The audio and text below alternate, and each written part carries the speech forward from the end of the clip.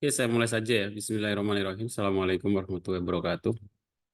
Waalaikumsalam warahmatullahi wabarakatuh.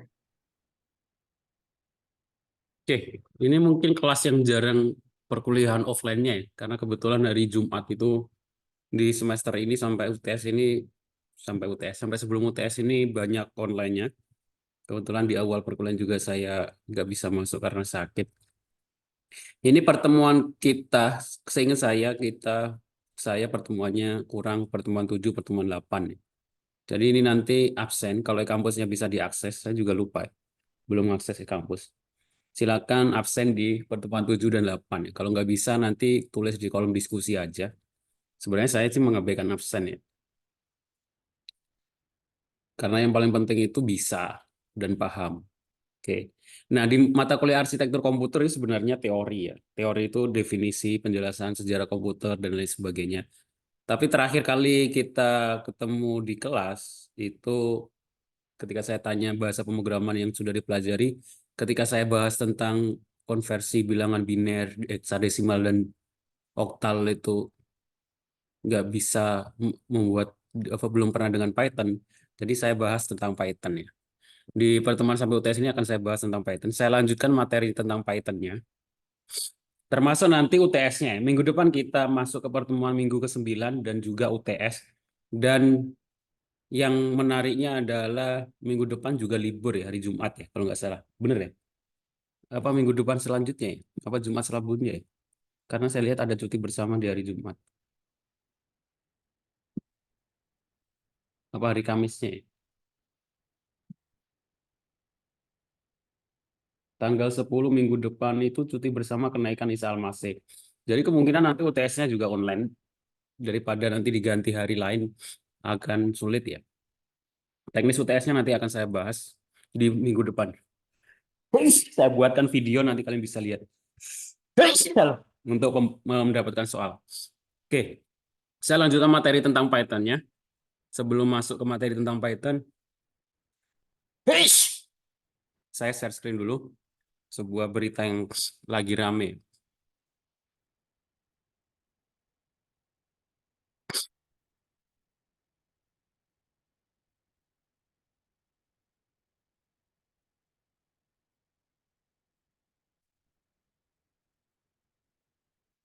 Berita yang lagi rame itu kemarin di dunia IT ya.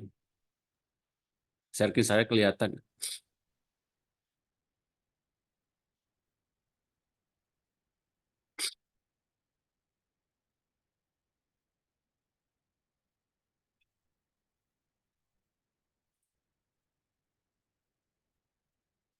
Share saya kelihatan nggak?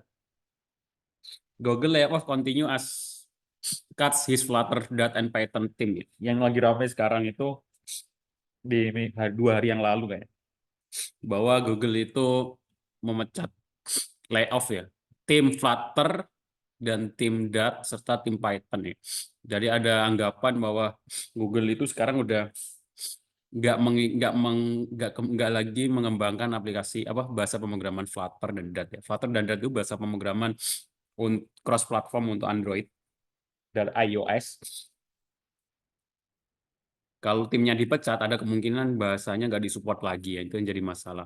Termasuk di Python. Artinya mungkin kemungkinan besar Google eh, tidak lagi menggunakan bahasa pemrograman Python di arsitekturnya gitu ya.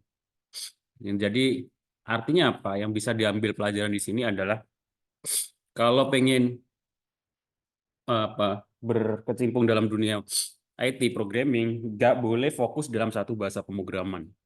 Jadi yang lebih penting itu adalah mau belajar pakai bahasa pemrograman apapun. Jadi kalau hanya fokus dalam satu bahasa pemrograman itu tergantung tim, tergantung pengembang. Kalau pengembangnya nggak meneruskan, ya udah selesai, nggak ada yang pakai lagi, nggak ada yang kembangin lagi. Tergantung sama komunitasnya juga.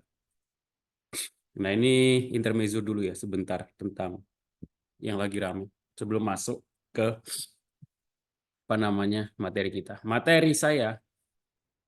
Karena materi saya di e-kampus, saya juga mau download susah. Jadi saya ambil materinya di ini ya, belajar Python gratis. Kalian bisa dapatkan linknya.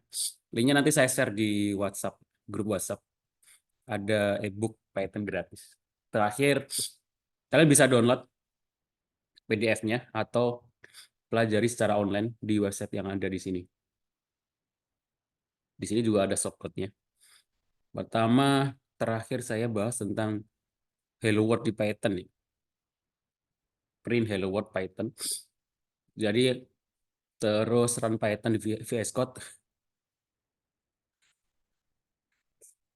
Alhamdulillah.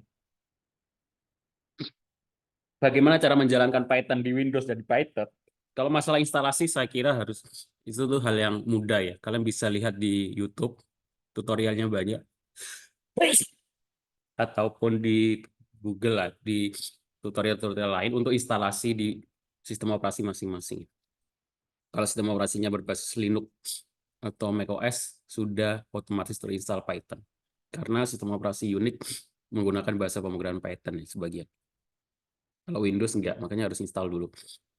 Nah, untuk IDE, Integrated Development Environment, atau tool yang kita bisa gunakan untuk membuat program Python itu, yang paling rame atau paling populer sekarang adalah VS Code. VS Code ini dari Microsoft sebenarnya. Tapi karena dia cross-platform, bisa diinstal di Ubuntu atau Linux juga, di macOS juga, dia menjadi salah satu yang populer sekarang. Ketika saya kuliah dulu sih tahun 2007-2008, yang paling populer itu Notepad, Notepad++. Kalau sistem operasinya Unix atau Ubuntu pakai Vim ya. Vim sekarang. Jadi orang kalau kelihatan umurnya sebenarnya kalau ngoding pakai Vim itu biasanya udah termasuk golongan zaman dulu gitu ya. Tapi kelihatan lebih menguasai pakai Vim. Yang terbaru namanya NeoVim, NVim. Oke, untuk mencetak Python, untuk mencetak Hello World di Python tinggal print Hello Python atau Hello World. Ini harusnya mudah ya. Untuk komentar, Python di komentar satu baris hanya menggunakan tanda pagar.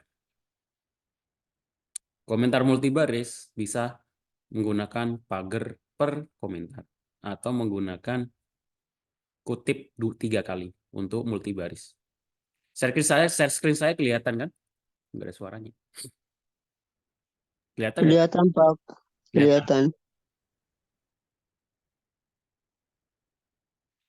Oke, variabel. Di dalam Python itu nggak ada deklarasi tipe data ya, kayak seperti halnya di dalam C++. Jadi sebenarnya saya membuat variabel nama, terus saya isi noval gitu. Dia Python akan otomatis membaca bahwa nama itu tipe datanya adalah string. Kalau saya buat variabel umur, saya isi 18, otomatis dia akan membaca sebagai integer. Jadi otomatis, nggak ada deklarasi variabel. Selanjutnya coba kita memunculkan nilai keempat di atas menggunakan fungsi print. Nah, ini ada yang nggak biasa sih sebenarnya, ada perbedaan. Kalau saya jarang pakai tipe data ini, apa namanya, deklarasi variabel di dalam string itu menggunakan $S, ini artinya string, atau $D ini desimal, ada $R ini namanya radian. Saya biasanya boleh pakai seperti ini ya. Ini saya copy.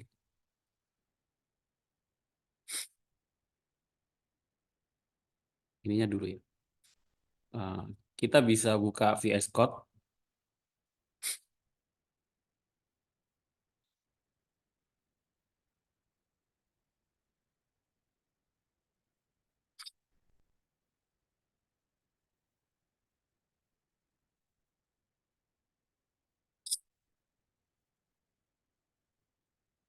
Buat file baru. Besar banget ya.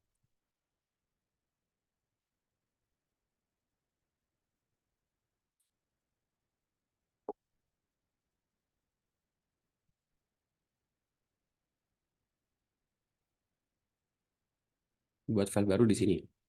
Contoh udah ada belum? Arcom, arsitektur komputer arcom.py ya. Ekstensinya Python PY. Deklarasi tadi. Semua ini ada, saya copy dulu.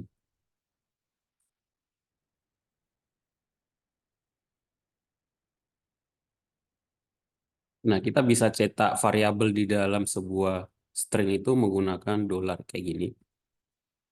Tapi saya jarang pakai yang seperti ini karena membingungkan. Nah, ini kalau saya save terus saya jalankan Python 3 arcom.py. Nah, biodata, nama Noval, hobi makan, umur 18, laki-laki, true. Nah, tapi saya biasanya kalau pengen mencetak sebuah variabel variabel dalam sebuah string kayak gini, saya jarang pakai seperti ini ya. Saya lebih suka kalau pakai nggak menyebutin nama gitu ya. Nama, kutip, koma, langsung nama variabel gitu aja. Nah, ini umur. Jadi stringnya itu kita tutup, dibedakan dengan koma, baru kutip, umur, hobi, Ctrl Z. Kalau enggak ini mengginggukan. Kok banyak nyamuk ya? Saya copy di atasnya aja.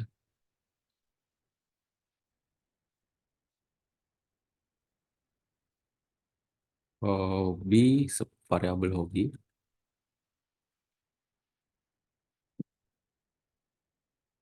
Oke. Umur, variabel umur.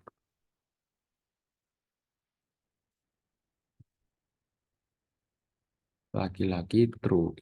Variabel laki. Jadi saya lebih suka gini. Jadi variabelnya itu dibedakan dengan apa? Dengan koma. Tapi di sebelumnya yang dicetak itu ditutup dulu pakai kutip ya. Kutip ini sebenarnya boleh pakai kutip 2, kutip 1. Ini kalau dicetak, di run sama aja ya. Outputnya sama.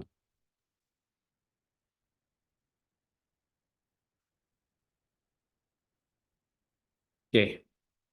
Selanjutnya materi tentang string format print. Print biodata. Nah ini formatnya, ini nama conversion variable. Operasi assessment, deklarasi variabel beserta tipe data, deklarasi banyak variabel. Konstansa tipe data. Pattern dalam tipe datanya ada tipe data integer, float, sama kompleks. Kompleks ini mungkin kalau kita nggak dalam bidang keuangan yang butuh presisi data sampai jutaan miliaran, kita jarang pakai. Biasanya sering kita pakai adalah integer dan float.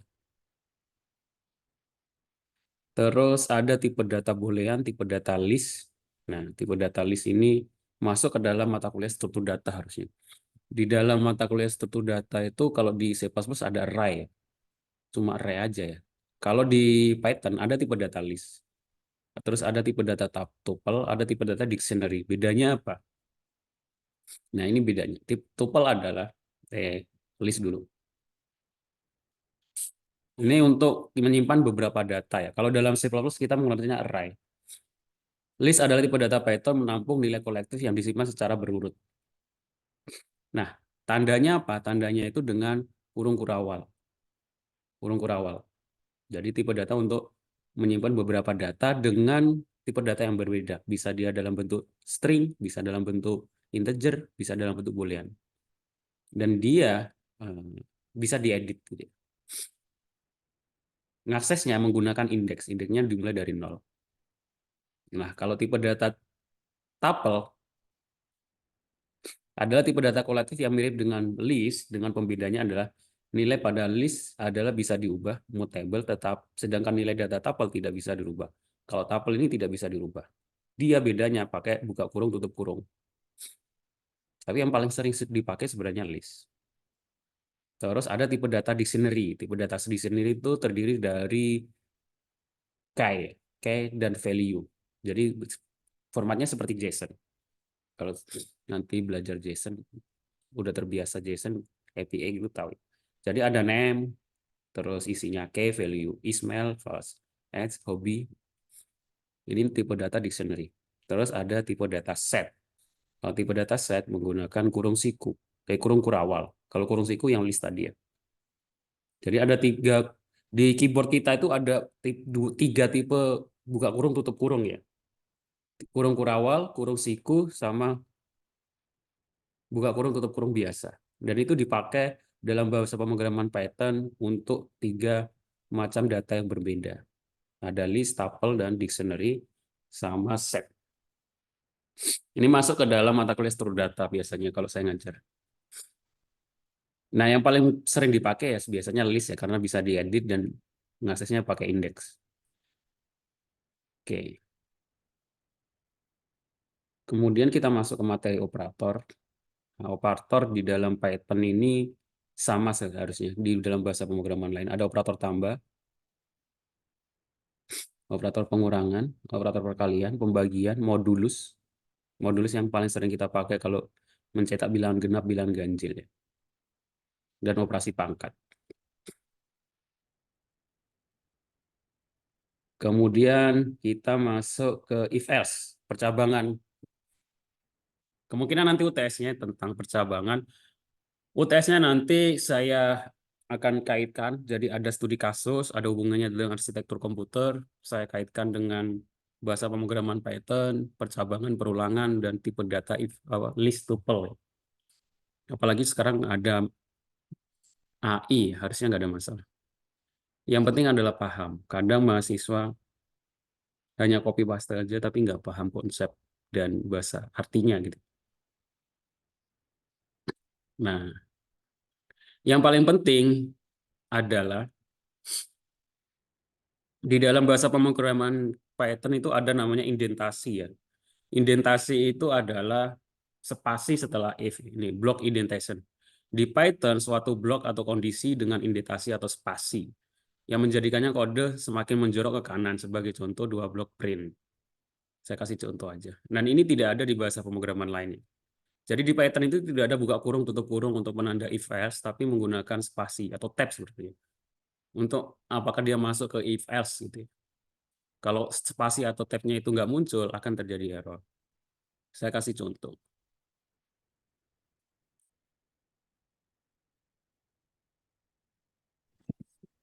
Ini aja, saya hapus. Cuma saya pengen buat aplikasi kelulusan ya, masukkan nilai. Kita buat variabel nilai, terus tipe datanya integer. Kita buat inputan, input, masukkan nilai Anda.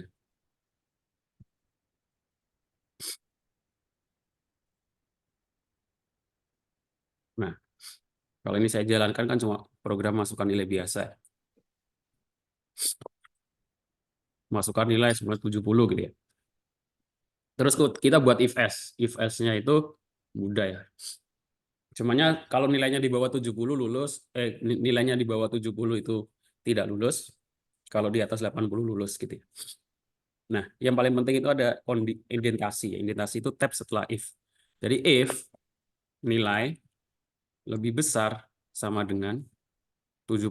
Nah, ini titik 2. Terus kita enter. Nah, enternya ini dia ada tab. Kalau kita nggak ada tab seperti ini akan error. Jadi harus di tab. Untuk menunjukkan bahwa ini adalah masuk ke dalam blok if print. Selamat Anda lulus.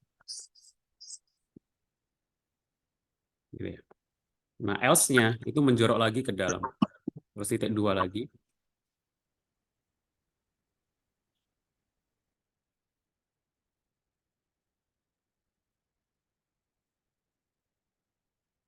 Print else, selamat Anda tidak lulus. Oh, selamat Anda tidak lulus ya. Nggak usah selamat ya.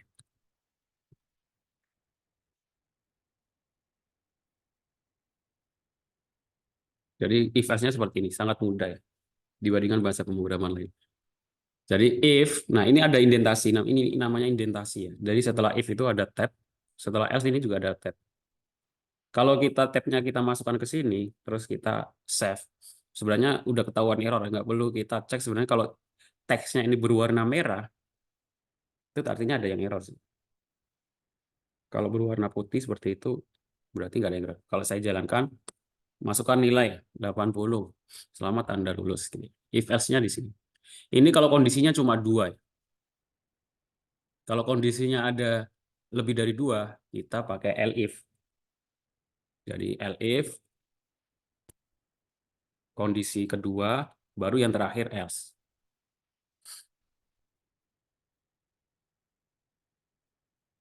Nah, ini keyword elif. Elif itu kita gunakan untuk jika kondisinya lebih dari 2.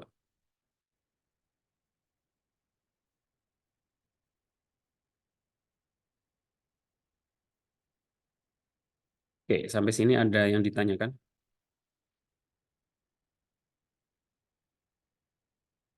Kira-kira?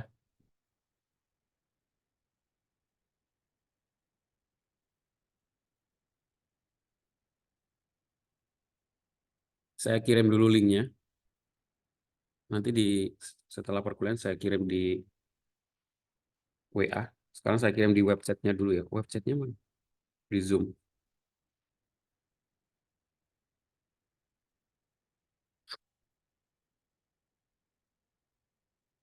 Kalau perulangan, seharusnya habis ini perulangan. Nah, perulangan menggunakan for. Nah, ini yang agak beda ya. Kalau di C++ biasanya ada for i sama dengan i lebih kecil i plus plus itu ya. Kalau di Python kita menggunakan for i in rank 5 gitu ya. Cetak i, dia akan mencetak mulainya dari 0. Contohnya saya buat di sini aja. Langsung. Jadi for i di Python menggunakan in rank, terus buka kurung tutup kurung, ini nilai maksimalnya berapa? Contohnya minimalnya 10 gitu ya. Titik 2 print nilai yang mute dulu. Suara siapa ya? Oke, kita lanjutkan perulangan ke koma variabel i. Nah, dia akan mencetak perulangan i sampai 10. Kalau ini saya jalankan, nah, perulangan 0, 1. Nah, defaultnya dia itu perulangannya berulang dari 0, enggak dari 1. Jadi makanya dia kecetaknya sampai 9. Nah, parameter dalam fungsi rank ini cuma 1 ya, nilai maksimal. Kalau parameternya 2 itu perulangannya berapa kali ya? Kalau saya tambahkan 2 parameter 10 sama 2, apa yang terjadi? Kalau ini saya run,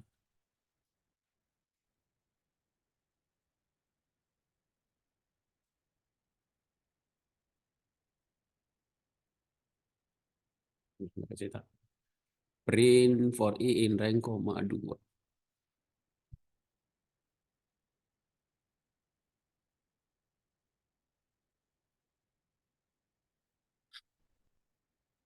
Harusnya berulang 2 kali. Ntar saya masuk ke materinya.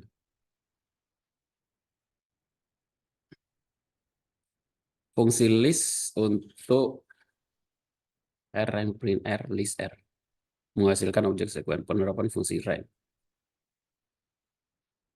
Nah, ini. Agar lebih jelas, silakan perhatikan kode berikut. Ketiga perulangan ini ekuivalen menghasilkan output yang sama. Jadi for i in rank 3 itu akan mencetak 0 sampai 2 karena dimulai dari 0. For i in rank 0 sampai 3, jadi nilai awal sama nilai akhir ya. Oh, oke. Jadi kalau 2 parameter itu adalah huruf pertama, angka pertama dimulai, yang kedua itu angka maksimal. Jadi dia akan berulang dari 10 sampai 20 ya. Kalau 2 parameter. Nah, perulangannya dari 10 sampai 19. Karena dia lebih kecil sama dengan. Makanya 20 nggak ikut. Tapi kalau ini parameternya ada 3, itu penjumlahannya ya. Kalau saya tulis 2, dia akan penjumlahannya 2 kali. Kalau parameternya ada 3, parameter yang ketiga itu perulangannya.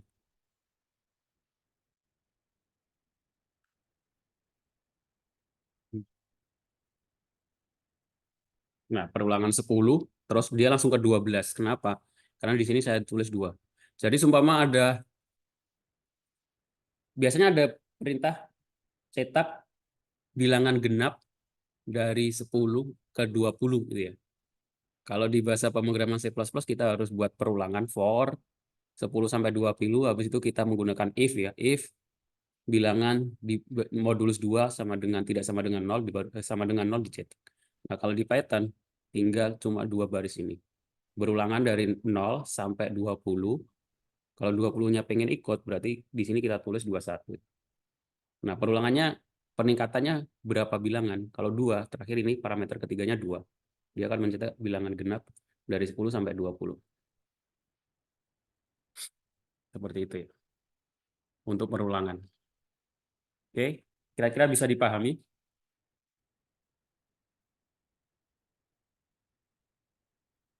Ada pertanyaan sampai di sini?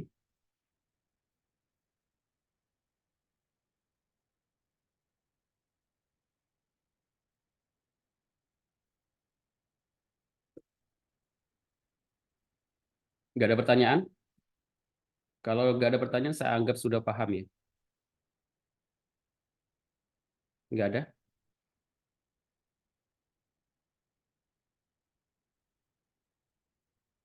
Kalau nggak ada pertanyaan, saya anggap sudah paham materi UTS-nya. UTS-nya nanti yang perlu disiapkan. Karena UTS-nya nanti kalian dapat soal terus kerjakan, waktunya 2 hari ya. Jadi dikerjakan di rumah, dikumpulkan di e-kampus. Oke, untuk cara pengumpulannya itu bagaimana? Cara pengumpulannya itu, biasanya kalau belum saya ngajar, saya nggak bisa mengakses e-kampus ya. Kampus sudah bisa diakses belum? Udah bisa. Karena e-kampus sudah bisa diakses, saya buka dulu perkuliahan kita ya, e-learning. Kemungkinan saya itu kurang 2 pertemuan.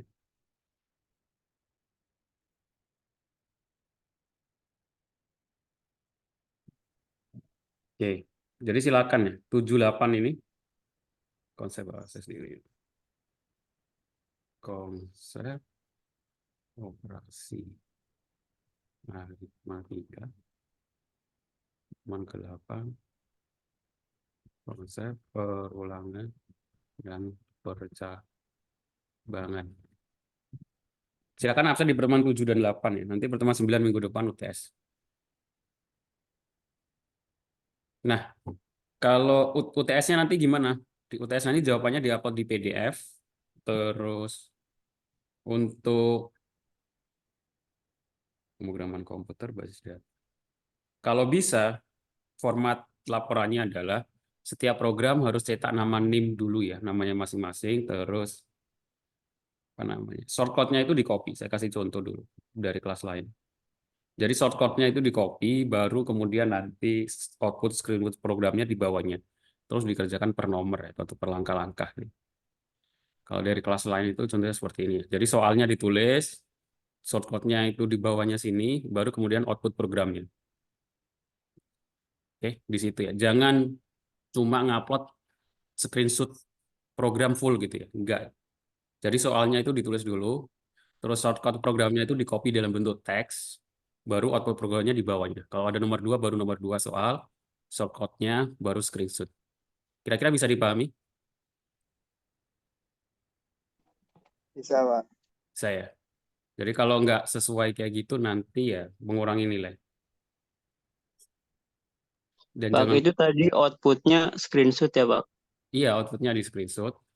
Kodenya jangan di screenshot. Kodenya itu di copy dalam bentuk teks. Ya, dan Oh iya, Pak. dikerjakan per nomor gitu.